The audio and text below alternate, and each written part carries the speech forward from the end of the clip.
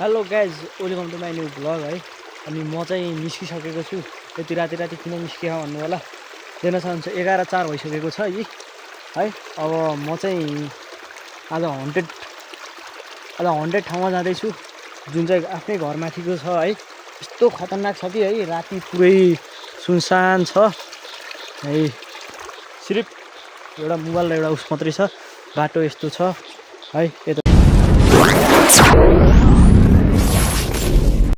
केही देखिएको छैन। अब चाहिँ हामी अगाडि जाँदै, पानी परिरह। छाता ल्याउनु भनेको छाता ल्याउनै पर्ने अवस्था आयो। त्यो छाता ओढाउने कि मोबाइल ओढाउने भन्नुभएको। यहाँ चाहिँ यस्तो छ है, यतापट्टि यस्तो छ। बहुत डर लाग्नु थाल्छ है, गाह्रो छ।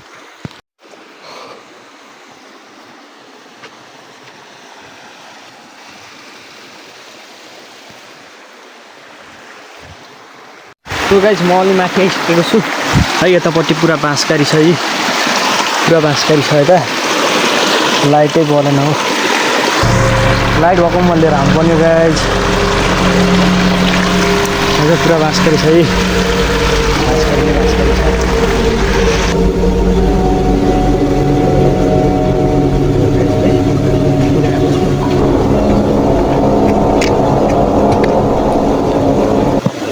यहाँ बाँसकारी छ। अनि यो छाताले मलाई अति युज गरेर मैले यहीँ छोडिदिन्छु अहिले चाहिँ मैले राख्छु छातालाई, होस् है। त्यो गाइस म चाहिँ माथि आइसकेको छु है। यहाँ चाहिँ यस्तो छ है, केही देखियो होइन है। बाघले आएर लुवा ताना लान सक्छ। अहिले रक्कर छ चाहिँ म हिँडिरहेको छु। यहाँ चाहिँ यस्तो किराहरू छन् नि, देख्न सक्नुहुन्छ। हन्ड्रेड ठाउँ यहाँ हो, यस्तो गाह्रो छ, डर लागिरहेको है। यहाँ हिम्मत छैन गाइज है। यहाँ कमेन्ट गर्नुहुन्छ भने, मलाई कमेन्ट गर्नुहुन्छ भने माथि जा भनेर, माथि यो जङ्गल एक्सप्लोर गर भन्नु भने मैले चाहिँ गर्नेछु। र यसमा चाहिँ कति भने टार्गेट दिँदिनँ। पार्ट 2 को लागि गर्नु होला है, नेक्स्ट पार्ट भनेर कमेन्ट गर्नु होला।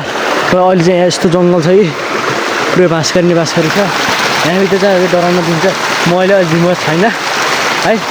आजको भिडियो के कस्तो लाग्छ, मन पर्यो आजलाई यति नै गाइस है। मन पर्यो लाइक कमेन्ट शेयर सब्सक्राइब हान्नु होला। र यसको नेक्स्ट पार्टको लागि कमेन्ट हान्नु होला। म यो जङ्गलभित्र पुरै पसेर देखाइदिने छु।